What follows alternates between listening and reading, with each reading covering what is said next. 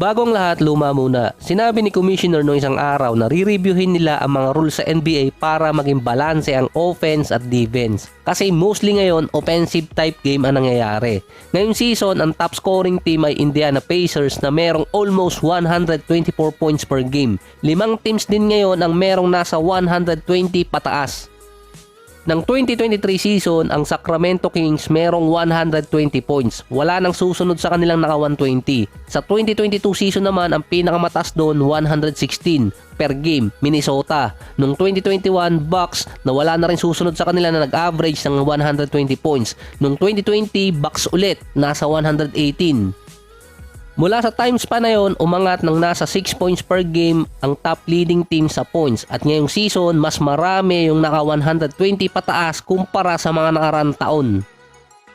Prior nung All-Star Weekend, ang sabi ni Commissioner, hindi siya nangangamba regarding sa pagtaas ng scoring sa NBA. Pero after nung All-Star Game na walang dumidepensa at nagkaroon ng mga komento yung nasa buong NBA circle, saka siya nagbago ng statement nun. Kaya nakikinig din si Commissioner sa mga fans.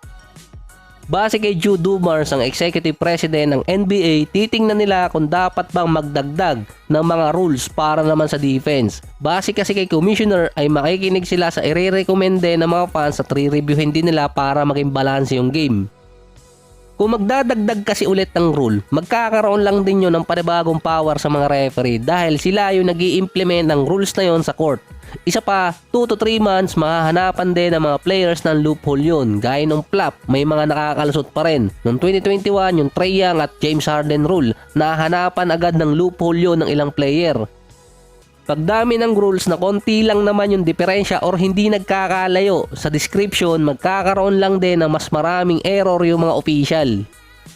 Sabi nga na ibang mga fans, ibalik yung hand-checking rule dahil yun dati ang ginagamit ng mga NBA players ng 90s para sa kanilang defense at mas mananavigate nila ngayon yung mga 3-point shooter.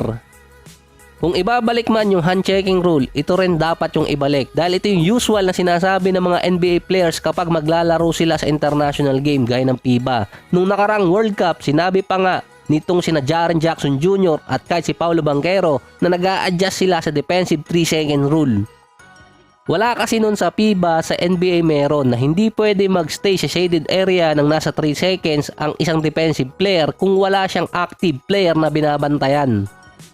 Si Luka meron 34 points per game ngayong season at sinabi na rin niya to dati na mas madaling umiscore sa NBA kaysa Europe dahil laging plus 10 points siya sa liga. Yan kasi yung binash dati kay Luka na ang sinabi naman ni Luka yung defensive 3-second rule, malaking bagay yun sa NBA. Ang gagawin ni Luka kapag nasa isolation play siya, bago siya gumalaw papasok ng lane, titingnan niya muna yung defender or big man doon sa may lane at tatimingan niya na paalis na siya doon bago siya pumasok. Sinabi rin ni Luka doon na kung si Rudy Gobert ay lagi nasa loob ng paint during defense, hindi siya basta-basta makakapasok doon. Pero dahil sa defensive 3-second rule, lagi siyang plus 10 points. Wala na rin naman Shaquille O'Neal sa NBA ngayon at yung kahit katulad ni Shaq dahil doon binase ang rule talaga ng defensive 3 seconds.